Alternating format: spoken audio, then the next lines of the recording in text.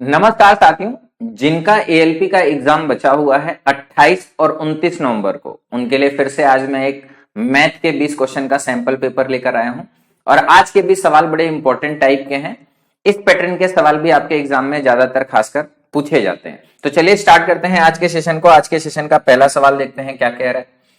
कह रहा है उमर और अविनाश ने क्रमशः 10,000 रुपए और 15,000 रुपए के निवेश के साथ साझेदारी शुरू की, लेकिन वित्तीय समस्या के कारण अविनाश ने 8 महीने के बाद अपना निवेश वापस ले लिया। पहले 12 मास के बाद लाभ दोनों में किस अनुपात में बांटा जाना चाहिए। यह हमारा पार्टनरशिप साझेदारी का सवाल है। साझेदारी में जो भी लाभ मिलता है, जो भी फायदा होता है, जो भी प्रॉफिट होता है, कितना पैसा लगाया है और कितने समय के लिए लगाया है, पैसा गुणे समय के अनुपात में बढ़ जाता है। अगर आपको याद रखना है तो मैं एक लाइन लिख दे रहा हूं, इसको आप कहीं कॉपी में नोट कर लो और ये हमेशा याद रखना है। लाभ जो होता है कितना पैसा लगाया है और कितने समय के लिए लगाया, पैसा गुणे समय के अनुपात में हमारा क्या होता है, बढ़ जाता है। बस इसी सवाल से आपका जल्दी से आंसर आ जाएगा। जैसे अगर मैं सवाल की बात करूं तो सवाल में कह रहा है कितना पैसा लगाया हुआ है। अविनाश ने पैसा लगाया हुआ है 10,000 रुपए और कितने समय के लिए लगाया है। अविनाश ने 8 महीने के बाद पैसा निकाल लिया, तो अविनाश ने कितने समय के लिए पैसा लगाया, 8 महीने। अगर यहां पे महीना यूज हुआ है तो यहां पे भी महीना, अगर यहां पे साल यूज करेंगे तो यहां पे भी साल। दूसरा, अविनाश ने उमर और अविनाश ने, ये उमर है, ये हमारा क्या है, उमर है। और अविनाश ने कितना पैसा लगाया है, 15,000 रुपए लगाया है। अविनाश ने 8 महीने के लिए लगाया है। उमर ने क्या किया होगा, उमर ने पैसा नहीं निकाला है। और कितने समय की बात कर रहा है, 12 मास की बात कर रहा है, मतलब उमर ने पूरे 12 मास के लिए पैसा लगाया है और अविनाश ने 8 महीने बाद पैसा निकाल लिया, तो अविनाश ने 8 महीने के लिए पैसा लगाया। उमर ने टोटल 12 महीने के लिए पैसा लगाया। ये 3 जीरो से ये 3 जीरो कट जाएंगे, 12 दहा में 120, 15 अट्ठे 120, 120 रेशियो 120 कितना आ जाएगा, 1:1 आ जाएगा। तो किस रेशियो में प्रॉफिट मिलेगा, किस रेशियो में इनका जो फायदा होगा वो बटेगा, 1:1 के अनुपात में बढ़ जाएगा। बस आपको एक सिंपल सी बात याद रखनी है, जितना पैसा, कितना पैसा मिला है, मतलब कितना पैसा लगाया और कितने समय के लिए लगाया, बस इसी रेशियो में क्या है, प्रॉफिट मिलता है। कह रहा है 9.5% वार्षिक साधारण ब्याज पर कोई राशि 6 वर्ष में 942 हो जाती है। आरंभ में किया गया निवेश कितना होगा। अगर राशि हमारी साधारण ब्याज पे है तो आपको मालूम होना चाहिए हर साल ब्याज बराबर मिलेगा। अगर 1 साल का दर 9.5% है तो 6 साल का दर क्या हो जाएगा, 9.5 में 6 का गुणा कर दो, 6 25 30, 6 9 54 3 कितना हो जाएगा, 57। 57% क्या मिल जाएगा, ब्याज मिल जाएगा। अगर मान लो कि हमारी राशि कितनी है, 100 रुपए है और 57% का ब्याज मिल रहा है, तो मिश्रधन कितना हो जाएगा, 157 हो जाएगा। कितने परसेंट का लाभ मिला है, कितना ब्याज मिला है, 57% ब्याज मिला है, तो कितना हो जाएगा, 157। ये हमारा क्या हो जाएगा, मिश्रधन हो जाएगा। ये हमारा क्या हो जाएगा, मूलधन हो जाएगा। कह रहा है जो राशि वो कितनी हो जाती है, 942। हमको किसका मान दे रखा है, मिश्रधन का मान दे रखा है, इसका मान दे रखा है। हमको किसका मान निकालना है, इसका।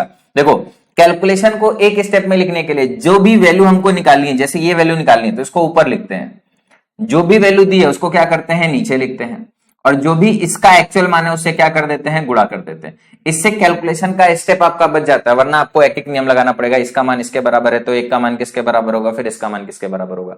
ये एक एक नियम को शॉर्ट में मैंने छोटा सा कर दिया। साथ साथ दिख रहा है कि कितनी बार जाएगा, 6 बार चला जाएगा पूरा का पूरा।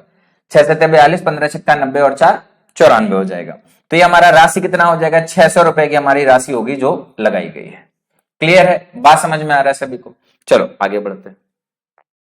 कह रहा है निम्नलिखित में से कौन सी एक त्रिभुजाकार संख्या है। ट्रायंगुलर नंबर, आपके पिछली बार के एग्जाम में भी ट्रायंगुलर नंबर पे काफी सारे सवाल आए थे। हो सकता है कि इस बार के एग्जाम में भी आपके ट्रायंगुलर नंबर पे सवाल आ जाए। बहुत कम ही बच्चे ऐसे होते हैं जिनको ट्रायंगुलर नंबर का कॉन्सेप्ट मालूम होता है, बहुत कम टीचर ऐसे होते हैं जो इसके कॉन्सेप्ट को पढ़ाते हैं। ट्रायंगुलर नंबर आपको याद रखना है तो आपने एक याद होगा, नेचुरल नंबर होते हैं ना, जैसे 1 2 3 4। अगर n नेचुरल नंबर है, n नेचुरल नंबर है तो आपको याद होगा इसका सम का फॉर्मूला हम लोगों ने पढ़ा था, क्या होता है, इसके सम का फॉर्मूला होता है n+1/2।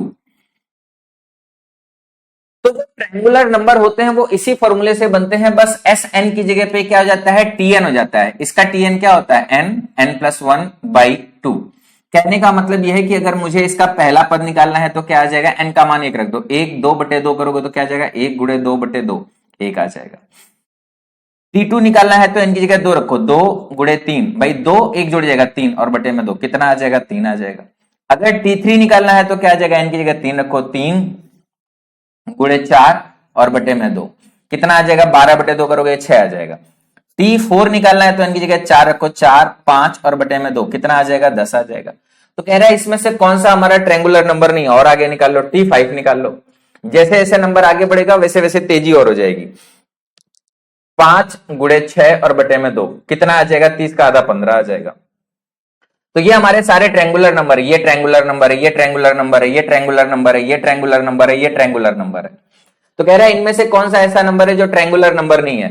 3 ट्रायंगुलर नंबर है, 5 हमारे पूरे 1 से स्टार्ट करके आगे बढ़ रहे हैं, इसके बीच में कोई नंबर नहीं मिलेगा। 5 हमारा ट्रायंगुलर नंबर नहीं, 10 हमारा ट्रायंगुलर नंबर है, 5 हमारा ट्रायंगुलर नंबर है। ये सारे के सारे ट्रायंगुलर नंबर है, बस एक ही ऐसा नंबर है जो ट्रायंगुलर नंबर नहीं है, वो है हमारा क्या, सी। आपको याद रखना है ट्रायंगुलर नंबर का फॉर्मूला क्या होता है, Tn बराबर n+1/2। अब इस पे किसी भी तरीके का सवाल पूछे आप बड़े आसानी से निकाल सकते हो। ट्रायंगुलर नंबर का हमने क्या बता दिया, फॉर्मूला बता दिया। अब पहला पद निकालना है, दूसरा पद निकालना है, तीसरा पद निकालना है, 5 पदों का योग निकालना है, 5 पदों का औसत निकालना है, अब कुछ भी निकाल सकते हो। क्लियर है। चलो कह रहा है 2 अंकों की वह संख्या ज्ञात कीजिए जो इसके अंकों के गुणनफल की 3 गुना होती है। इस तरीके के सवाल भी आपके एग्जाम में बहुत आते हैं। 2 अंकों की इतनी संख्या जिनके अंकों का योग इसके गुणनफल, इसके भाग, इसके जोड़, इसके अंतर के बराबर है। ऐसे सवालों को अगर आप ऑप्शन से करोगे तो बहुत जल्दी से हल हो जाते हैं। इनको बेसिक तरीके से भी हल किया जा सकता है, लेकिन ऑप्शन से हल करोगे तो बहुत आसान हो जाएगा। ऑप्शन को सवाल की भाषा से वेरीफाई कर दो। कह रहा है 2 अंकों की वह संख्या ज्ञात कीजिए जो इसके अंकों के गुणनफल की 3 गुना है। इसके अंक क्या है 2 और 4, इसका गुणनफल कितना हो जाएगा 8, और 8 में कह रहा है इसका 3 गुना करेंगे तो क्या इसी संख्या के बराबर आ जाएगा। हाँ देखो इसी संख्या के बराबर आ गया। यहाँ पे जैसे इसके अंकों का गुणनफल 2 हो जाएगा, 2 में 3 का गुणा करेंगे क्या मिलेगा 6 मिलेगा। क्या ये संख्या मिल रही है, नहीं मिल रही है। 8 चौक 32, 32 में 3 का गुणा करेंगे कितना आ जाएगा 96 आ जाएगा। इसके बराबर मिल रहा है, नहीं मिल रहा। इसी तरीके से 6 3 18, 18 3 कितना हो जाएगा 54, इसके बराबर मिल रहा है, नहीं मिल रहा है। तो क्या है ऑप्शन से भी वेरीफाई करके जल्दी से आंसर निकाल सकते हैं। इस सवाल का सही आंसर क्या हो जाएगा, ए ऑप्शन। बेसिक तरीके से ऐसे सवालों को कभी भी करने की जरूरत नहीं होती। आगे बढ़ते हैं। कह रहा है तपस, अवि और ऋषि के बीच में एक केक को बांटा गया। तपस को केक का 1/2 भाग मिला, ऋषि को 1/3 भाग मिला। शेष अवि को प्राप्त हुआ, तो अवि को कितना भाग प्राप्त हुआ। ये हमारा पार्ट करना है। रेशियो के पार्ट से भी इसको समझ सकते हो और इसको नंबर सिस्टम से भी समझ सकते हो।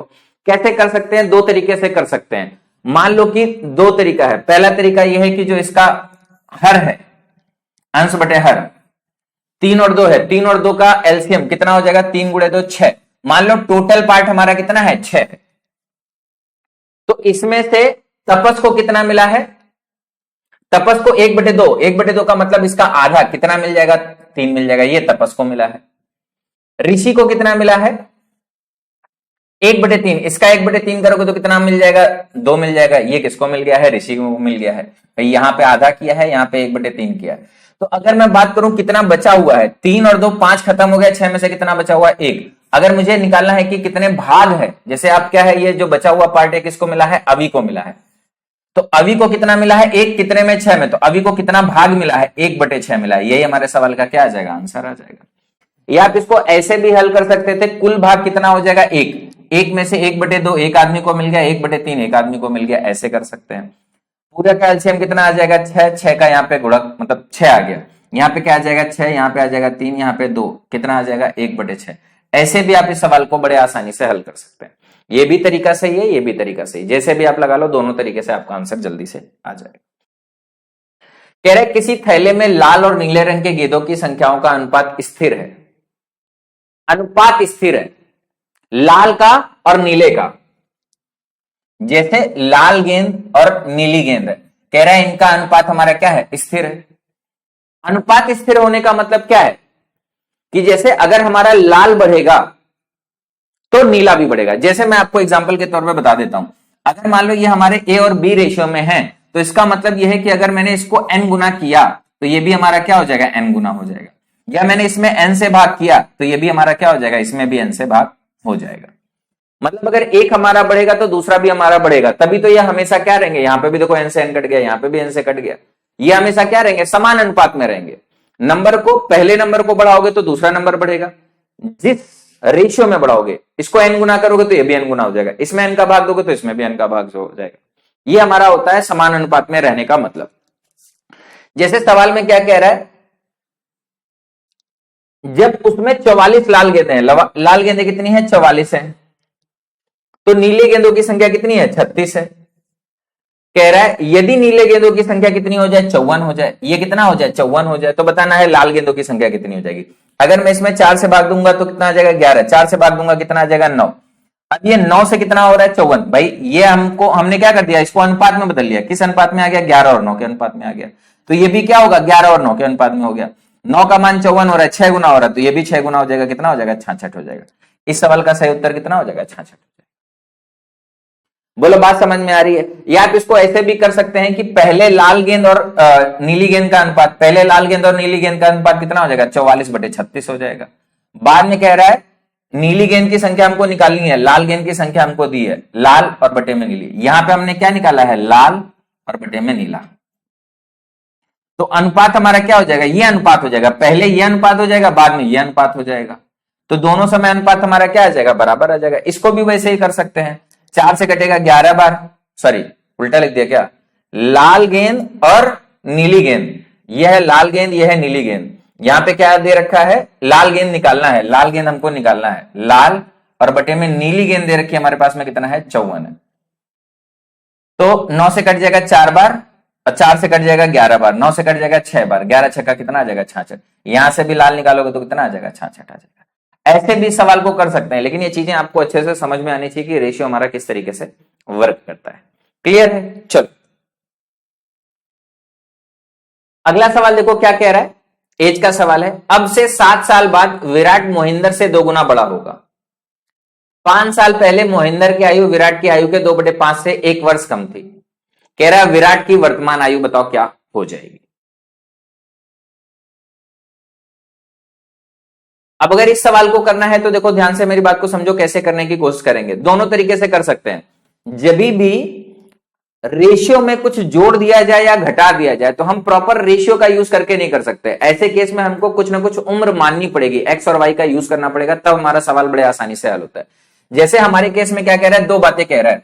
एक वर्तमान की बात कर रहा है, वर्तमान में हमको उम्र निकालनी है, लेकिन कुछ साल पहले और कुछ साल बाद की भी बात कर रहा है। 7 साल बाद और 5 साल पहले की भी बात कर रहा है। 2 आदमी है, विराट है और मोहिंदर है। मैंने इस तरीके से सारा का सारा स्ट्रक्चर बना लिया। अब देखो क्या कह रहा है, 7 साल बाद विराट मोहिंदर से 2 गुना बड़ा होगा। अगर इसकी उम्र 1 है तो ये हमारा क्या हो जाएगा 2 हो जाएगा। या मैं इसको क्या मान लेता हूं, x मान लेता हूं, तो ये हमारा कितना हो जाएगा 2x हो जाएगा। x क्यों मान लिया, क्योंकि यहां पे हमारा 1 वर्ष कम कर रहा था, हमको मालूम है कि वो रेशियो में प्रॉपर एडजस्ट नहीं होगा, इसीलिए हमने इसको क्या कर लिया x मान लिया। अब देखो इससे क्या होगा, अगर मैं बोलूंगा कि वर्तमान में उम्र कितनी हो जाएगी, जैसे आज मेरी उम्र 20 साल है तो 7 साल बाद मेरी उम्र कितनी हो जाएगी 27 साल। जब भी हम उम्र में आगे बढ़ते हैं तो उम्र बढ़ती है, जब पीछे जाते हैं तो उम्र क्या होती है घटती है। तो अगर यहां से यहां जाओगे तो 7 साल कम होगा, लेकिन यहां से यहां जाओगे 7 यहां पे कम 5 यहां पे कम, यहां से यहां तो कितना कम हो जाएगा 12 कम हो जाएगा। 7 साल बाद का रेशियो ये दे रखा है और 5 साल पहले का इंफॉर्मेशन दे रखा है, तो और पहले चलो कहां 5 साल पहले, तो कितना घटा दोगे 7 5 12 घटा दोगे, कितना आ जाएगा 2x - 12 आ जाएगा। यहां पे क्या आ जाएगा x - 12 आ जाएगा। ठीक, अब देखो क्या कह रहा है, 5 साल पहले इन दोनों की आयु का फिर से कंपैरिजन कर रहा है। क्या कह रहा है, मोहिंदर की आयु कितनी है x - 12 है। कह रहा है इसकी जो आयु है विराट की आयु के 2/5 से, विराट की आयु के 2/5 से, विराट की आयु कितनी है 2x - 12 है। कह रहा क्या है 1 वर्ष कम है, इसमें से जब 1 घटा दोगे, विराट के 2/5 में से जब 1 घटा दोगे तो किसके बराबर पहुंच जाओगे, मोहिंदर के बराबर पहुंच जाओगे। अब देखो बस इसको हल कर लो, x का मान आ जाएगा। अपने को क्या चाहिए, विराट की वर्तमान आयु। विराट की वर्तमान आयु कैसे मिलेगी, इसमें से 7 साल घटा दो, 2x - 7, इसी का मान हमको क्या है चाहिए। x का मान निकाल के उठा के यहां पे रख देंगे, पूरे में 5 से गुणा करो कितना आ जाएगा 5x - 12 × 25 60 बराबर 5 का गुणा इधर करेंगे तो यहां पे कुछ नहीं आएगा, यहां पे -5 आ जाएगा। 2 का गुणा अंदर करो कितना आ जाएगा 4x माइनस का 24 माइनस का कितना हो जाएगा 5 आ जाएगा। अब देखो इधर 5x है, इधर 4x से कितना बचेगा x बचेगा, ये हमारा 29 हो गया, इधर चला जाएगा 60 - 29 और 60 - 29 का मतलब कितना आ जाएगा 31 आ जाएगा। x का मान यहां पे रखो कितना आ जाएगा 31 × 62 - 7 12 में से 7 का कितना आ जाएगा 5, 55 वर्ष क्या आ जाएगा, विराट की उम्र आ जाएगी। यही हमारे सवाल का क्या आ जाएगा, आंसर आ जाएगा। उम्मीद करते हैं सभी को बात एकदम अच्छे से समझ में आ गई होगी। आगे बढ़ा जाए, अगले सवाल की तरफ चलते हैं। क्वेश्चन नंबर नेक्स्ट कह रहा है वीर अपनी मासिक आय का 15% घर के किराए पर और शेष का 60% बाकी घरेलू खर्चों पर व्यय करता है। यदि वह 2210 रुपए की बचत करता है तो उसकी मासिक आय कितनी होगी। देखो इस सवाल को बड़े आसानी से कर सकते हैं, दो तरीके से कर सकते हैं। इसमें जब भी शेष का दिया होता है तो हम सक्सेसिव मेथड भी लगा सकते हैं, लेकिन बहुत सारे बच्चों को सक्सेसिव मेथड का आइडिया नहीं होगा, तो मैं इसको 100% मान के बड़े आसानी से कर सकता हूं। मान लो कि जो उसकी टोटल आय कितनी है 100 है। अब उसने क्या कर दिया, 15 एक जगह खर्च कर दिया तो उसके पास में कितना बचा, 85 बचा। और 85 का भी उसने क्या किया है, 60% एक जगह पे खर्च कर दिया तो उसके पास में अब कितना बचा है, 85 का 40% बचा है। और 40% का मतलब कितना होता है, 2/5। तो 85 का कितना बचा हुआ है, 2/5 बचा हुआ है। तो उसके पास जो पैसा बचा हुआ है कितना है, इतना है। इसी का मान किसके बराबर है, 2210 के बराबर है।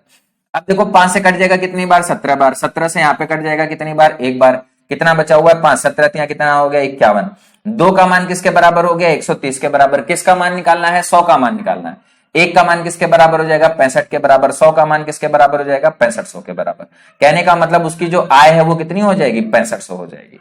इस तरीके का सवाल आता है, बड़े आसानी से इस तरीके से स्ट्रक्चर बना के कर सकते हो। क्लियर है, बात समझ में आ गई सभी को। आगे बढ़ा जाए, ये देखो ट्रिग्नोमेट्री का सवाल है। कह रहा है 2 sec square x minus 10 x square x का मान 5 के बराबर है। एक्स हमारा 0 से 90 डिग्री है तो एक्स का मान क्या होगा। देखो इस सवाल को हल करने के दो तरीके हैं। एक तो तरीका यह है कि ऑप्शन को यहाँ पे रख दो, वेरीफाई कर लो, जो भी एक्स का मान होगा वही हमारा क्या हो जाएगा, आंसर हो जाएगा। लेकिन थोड़ी बहुत सर्वसंख्या आपको आनी चाहिए ताकि सवाल को आप जल्दी से भी आसान कर सको, तो आसान कर लो। क्यों बिना वजह 4 ऑप्शन रख के चेक करोगे। वैसे बड़ा आसान सा सवाल है, आपको इसमें आइडेंटिटी लगेगी। क्या लगेगा, सेक स्क्वायर एक्स माइनस का 10 स्क्वायर एक्स, इसका मान कितना होता है, 1 होता है। अब जैसे मैंने कहा 2 सेक स्क्वायर है तो मैंने एक सेक स्क्वायर अलग कर लिया, सेक स्क्वायर एक्स, और फिर क्या लिख दिया इस तरीके से, सेक स्क्वायर एक्स माइनस का 10 स्क्वायर एक्स बराबर 5। अब ये जो मैंने इतना पार्ट लिखा है ये आपके मन में चलना चाहिए, इसके लिए आपको पेन पेपर का यूज नहीं होना चाहिए, इतना मन में चलना चाहिए। इसका मान क्या हो जाएगा, 1 हो जाएगा। ये उधर चला जाएगा, कितना बचेगा, सेक स्क्वायर एक्स का मान बचेगा 4। अगर सेक स्क्वायर एक्स का मान 4 है तो सेक एक्स का मान कितना हो जाएगा, 2 हो जाएगा। और सेक एक्स का मान 2 कब होता है, जब एक्स का मान हमारा कितना होता है, 60 डिग्री होता है। 60 डिग्री पे ही हमारा क्या हो जाएगा, ये हो जाएगा। आप चाहो तो 60 डिग्री रख के वेरीफाई कर सकते हो। 60 डिग्री पे ये 2, 2 का स्क्वायर 4, 4 दूनी 8, और ये हमारा कितना होता है, √3 का स्क्वायर 3, 8 में से 3 जाएगा, कितना आ जाएगा, 5। अगर आप 60 डिग्री रख के वेरीफाई करोगे तो भी आपका आंसर सेम मिलेगा। तो आप वेरीफाई करके भी कर सकते हो, कैलकुलेशन करके भी सेम ही आंसर आएगा। एक 150 मीटर लंबी ट्रेन 54 किलोमीटर प्रति घंटे की रफ्तार से चलते हुए किसी प्लेटफॉर्म को 42 सेकंड में पार कर लेती है तो प्लेटफॉर्म की लंबाई क्या होगी। देखो यार, ट्रेन का सवाल बड़ा इंपॉर्टेंट होता है आपके एग्जाम में, एएलपी के एग्जाम में बहुत पूछा जाता है, हर सेट में लगभग पूछा जाता है और इसी तरीके का सवाल पूछा जाता है। आपको बस एक बात याद रखनी है कि ट्रेन अगर किसी वस्तु को पार करती है तो वस्तु दो तरीके की हो सकती है, जिसमें कोई लंबाई हो, जिसमें कोई लंबाई ना हो। जिसमें लंबाई ना हो, जिससे हो गया खंबा हो गया, आदमी हो गया, पॉइंट हो गया, इसको पार करेगी तो कोई लंबाई नहीं है आदमी में, खंबे में, तो अपनी जितनी उसकी ट्रेन की खुद की लंबाई है उतनी डिस्टेंस वो चलती है। लेकिन अगर कोई लंबी वस्तु है, जैसे टनल है, जैसे ब्रिज है, जैसे प्लेटफॉर्म है, जैसे दूसरी ट्रेन है, इन सब में क्या है, बड़ी लंबाई है। तो जब किसी दूसरी वस्तु को पार करती है जिसमें लंबाई है तो टोटल कितना डिस्टेंस चलती है, अपनी लंबाई प्लस जो सामने वाले वस्तु की लंबाई है उसके बराबर। जैसे यहां पे क्या कह रहा है कि 150 मीटर लंबी ट्रेन 54 किलोमीटर प्रति घंटे की रफ्तार से चलते हुए किसी प्लेटफॉर्म को पार कर रही है। किसको पार कर रही है, प्लेटफॉर्म को पार कर रही है। तो जब प्लेटफॉर्म को पार करेगी तो अपनी लंबाई और प्लेटफॉर्म की लंबाई दोनों की लंबाई के बराबर डिस्टेंस चलेगी। बाकी स्पीड वही रहेगा, टाइम वही रहेगा। तो सवाल में कह रहा है इसकी दूरी दे रखी है कितनी है, ट्रेन की लंबाई 150 मीटर है, प्लेटफॉर्म की लंबाई निकालनी है। प्लेटफॉर्म की लंबाई को अगर L मान लें तो L प्लस 150 इतना दूर चलेगी। किस स्पीड से चलेगी, इसी स्पीड से 54 किलोमीटर प्रति घंटा, 54। लेकिन प्रॉब्लम यह है कि हमारे पास में जो दूरी है वो मीटर में है, आंसर में जो है वो भी मीटर में है, और समय जो है वो सेकंड में है। तो किलोमीटर प्रति घंटे को किस में बदलना पड़ेगा, मीटर प्रति सेकंड में। क्या हो जाएगा, 5/18 से गुणा कर दोगे, मीटर प्रति सेकंड में बदल जाएगा। 1 किलोमीटर बराबर होता है 5/18 मीटर प्रति सेकंड। समय का गुणा करोगे, ये हमारा स्पीड आ गया, ये हमारी डिस्टेंस है, ये हमारा स्पीड है, और ये हमारा क्या है, टाइम। टाइम कितना लग रहा है, कह रहा है 42 सेकंड है, 42 का गुणा कर दिया। 18 तिया क्या हो जाएगा 54, 5 तिया 15, 15 दूना 30, 15 चौको 60 और 3 कितना आ जाएगा 63 आ जाएगा। ये 630 हो गया। एल का मान कितना आ जाएगा, एल का मान आ जाएगा 630 माइनस का 150। यहाँ पे हमारा कितना आ जाएगा 0, 13 में से 5 गया 8, यहाँ पे कितना आ जाएगा 4। जो हमारे प्लेटफॉर्म की लंबाई हो जाएगी वो 480 मीटर हो जाएगी। उम्मीद करते हैं कि सभी बच्चों को यह सवाल भी एकदम आसानी से समझ में आ गया।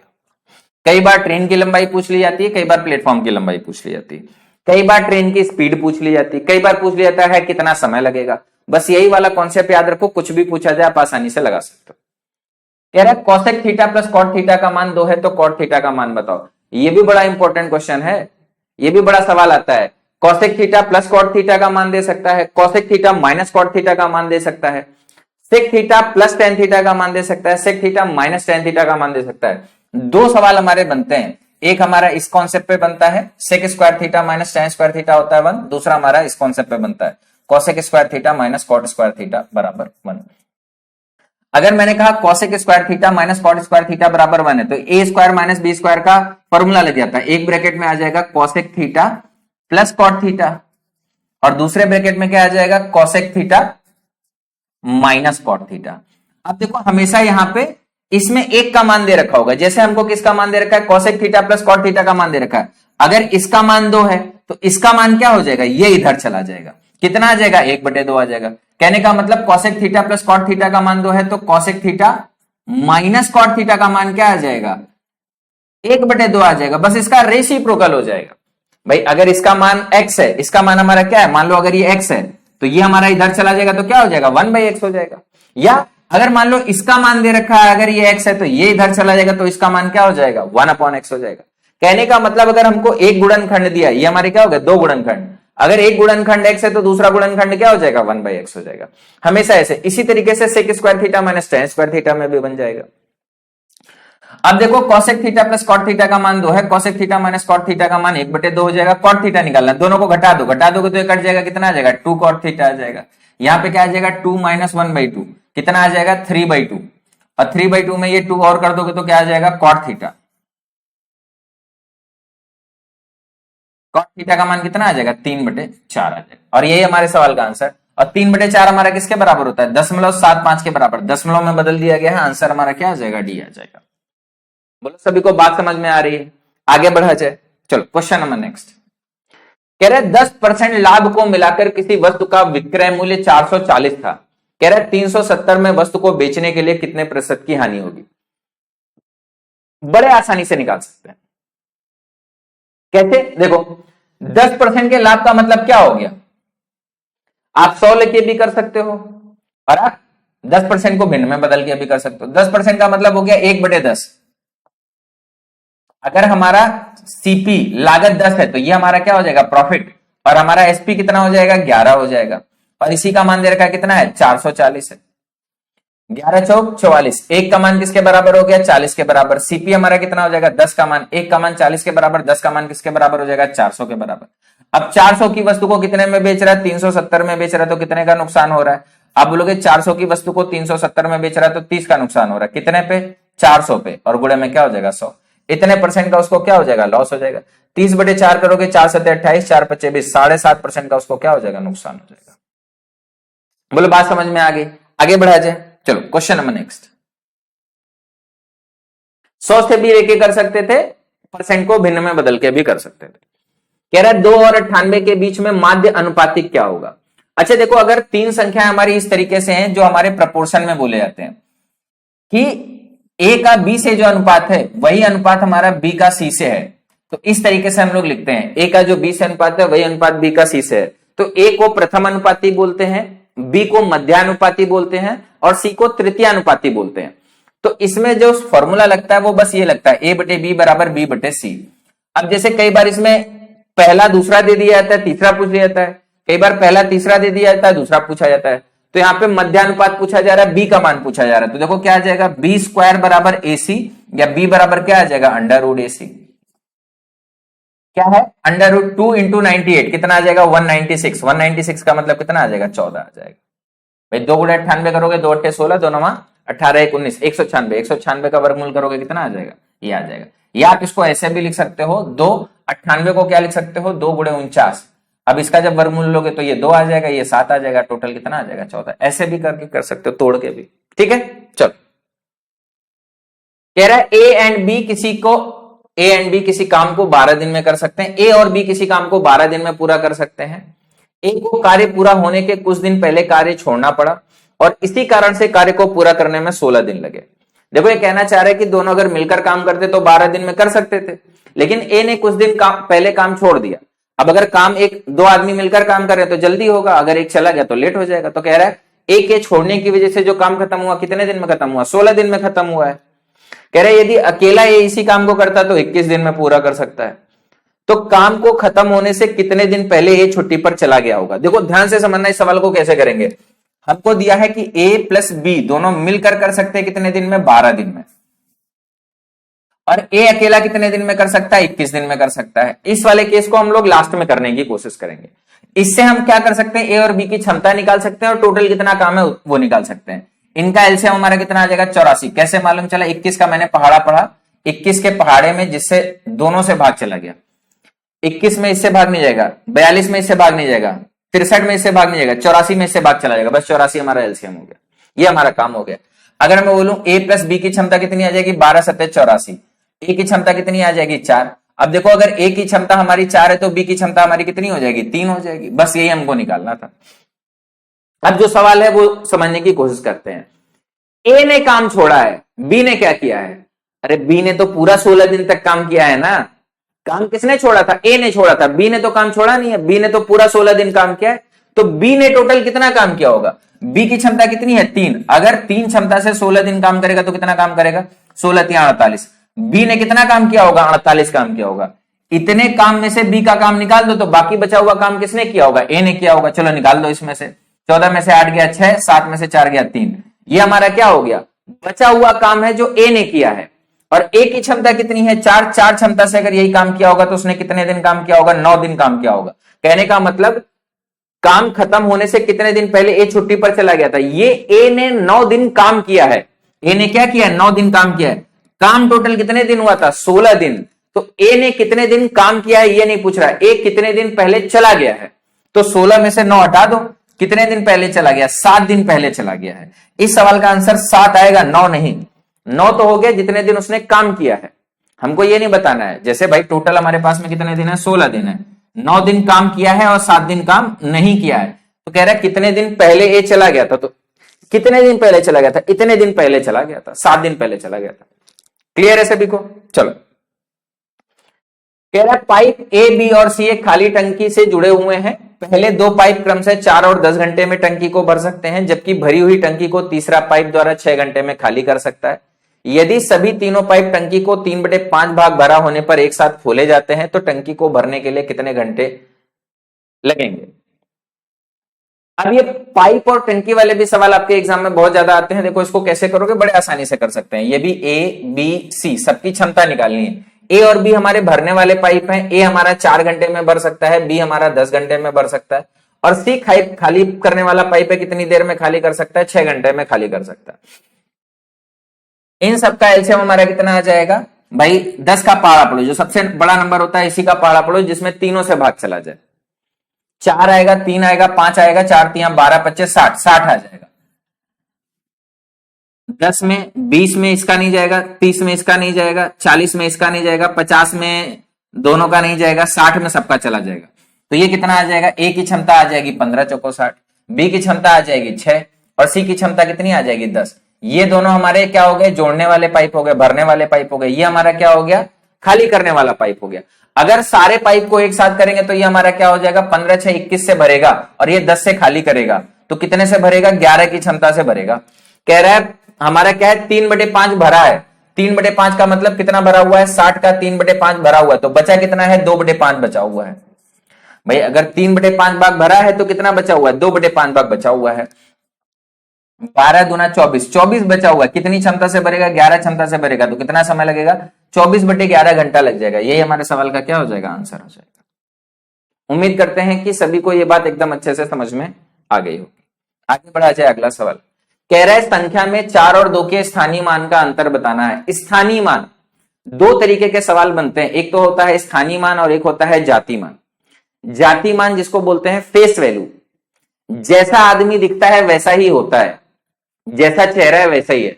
तो किसी भी नंबर को पकड़ो, उसका जाति मान वही होता है। जैसे 2 का जाति मान 2 है, 0 का जाति मान 0 है, 5 का जाति मान 5 है, 9 का जाति मान 9 है। लेकिन स्थानीय मान पे फर्क पड़ता है। भाई आप किस कुर्सी पर बैठे हो, अगर आप प्राइम मिनिस्टर की कुर्सी पर बैठे हो तो आप प्राइम मिनिस्टर कहलाओगे, अगर आप चपरासी की कुर्सी पर बैठे हो तो चपरासी कहलाओगे। तो वैसे ही नंबर में ये होता है कि ये हमारा इकाई का अंक है, ये दहाई का अंक है, ये सैकड़े का अंक है, ये हजार का अंक है। तो जिस भी नंबर पे बैठा है, जैसे इसका हमारा प्लेस वैल्यू या स्थानीय मान क्या होगा, 2 होगा। इसका स्थानीय मान क्या होगा, 0 गुणे 10 होगा। इसका स्थानीय मान क्या होगा, जो भी नंबर है उसके बाद में जितने अंक बचे हैं 0 लगा दो। इसका स्थानीय मान कितना हो जाएगा, 9 के बाद में 3 0 लगा दो। इसका स्थानीय मान क्या हो जाएगा, 4 के बाद में 4 0 लगा दो। इस तरीके से सवाल में कह रहा है 4 और 2 के स्थानीय मान के बीच का अंतर निकालना है। 4 का स्थानीय मान क्या हो जाएगा, ये हो जाएगा। 2 का स्थानीय मान क्या हो जाएगा, ये हो जाएगा। 4 के स्थानीय मान और 2 के स्थानीय मान के बीच का अंतर निकालोगे, यहाँ पे 8, यहाँ पे 9 9 9 3 3 9 9 9 8 3 9 9 9 8 आपका क्या आ जाएगा, आंसर आ जाएगा। बोलो सभी को बात समझ में आ गई। इस पे भी एग्जाम में काफी सारे सवाल आते हैं, रिपीट करके बार बार हर सवाल एक आध सवाल डाल ही दिया जाता है। कह रहे किसी त्रिभुज का आधार उसके समान क्षेत्रफल वाले समांतर चतुर्भुज के आधार का आधा है। त्रिभुज और चतुर्भुज के आधारों से संलग्न ऊंचाई का अनुपात क्या होगा। कह रहा है क्या समान है, समान क्षेत्रफल, दोनों का क्षेत्रफल समान क्या है। अच्छा अगर मैं त्रिभुज की बात करूं तो त्रिभुज का जो क्षेत्रफल होता है वो होता है 1/2 आधार गुणे ऊंचाई।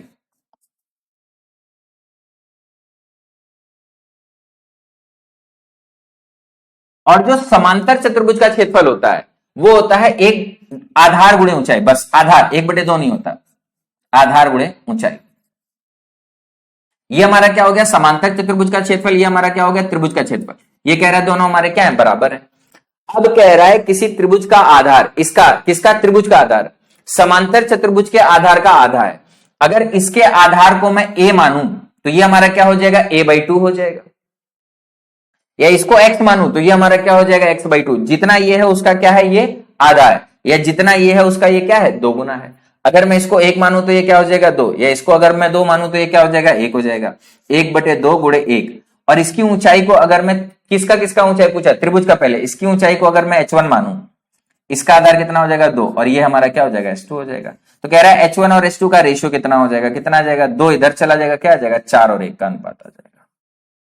त्रिभुज की ऊंचाई और चतुर्भुज की ऊंचाई का संगत ऊंचाई का अनुपात आ जाएगा 4:1। बोलो बात समझ में आ गई सभी को, आगे बढ़ा जाए। चलो क्वेश्चन नंबर नेक्स्ट। कह रहा 8% प्रति वर्ष साधारण ब्याज की दर पर निवेशित कोई धनराशि 2 वर्ष 9 महीने में 732 रुपए हो जाती है।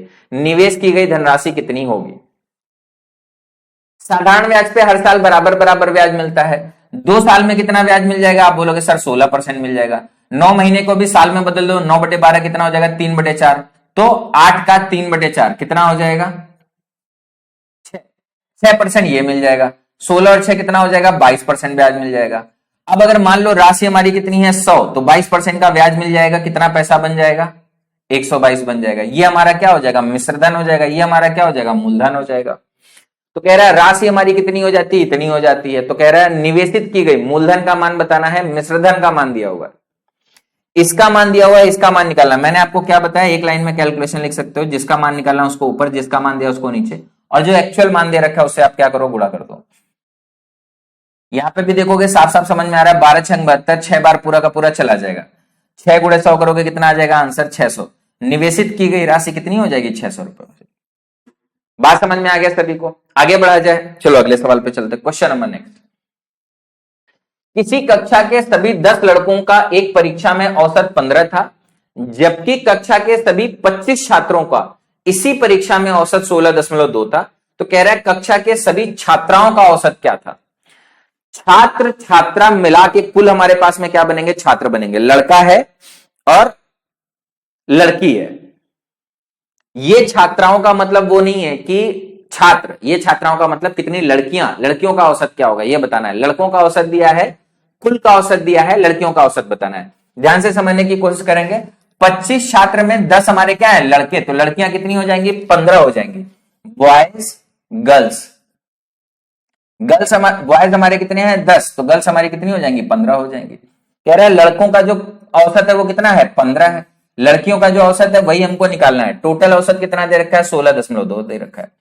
क्या करना है भाई, लड़के और लड़कियों का वो निकालो, रेशियो निकालो, अनुपात निकालो, कितना आ जाएगा 5 से भाग करोगे 2, 5 से भाग करोगे 3। क्या लगाएंगे, एलिगेशन लगाएंगे। देखो एलिगेशन कैसे लगेगा, इसमें से इसको घटा के यहां पे लिखोगे। अच्छा मैं बताऊं, अगर ये बढ़ रहा है तो आगे भी बढ़ेगा, ये हमेशा इन दोनों के बीच का नंबर होता है। अगर ये बढ़ा है तो आगे भी क्या होगा बढ़ेगा, अगर ये घटा होता तो आगे भी हमारा क्या होता घटता। ये हमेशा इसके और इसके बीच का नंबर होगा, तो ये बीच में है, ये छोटा है तो ये वाला क्या हो जाएगा बड़ा हो जाएगा। अब देखो यहां से यहां पे जाएंगे कितना बढ़ेगा 1.2 बढ़ेगा। अब आप ये देखो कि ये 3 का मान किसके बराबर है 1.2 के बराबर, किसका गुणा हो रहा है 0.4 का गुणा हो रहा है। तो यहां पे भी क्या करो 0.4 का गुणा करो, अगर 0.4 का गुणा करोगे तो कितना हो जाएगा 0.8 हो जाएगा। और आपको क्या करना है, ये बड़ा होगा, इससे कितना बड़ा होगा बस इतना ही बड़ा होगा। 16.8 में सॉरी 16.2 में 0.8 जोड़ देंगे तो कितना आ जाएगा 17 आ जाएगा।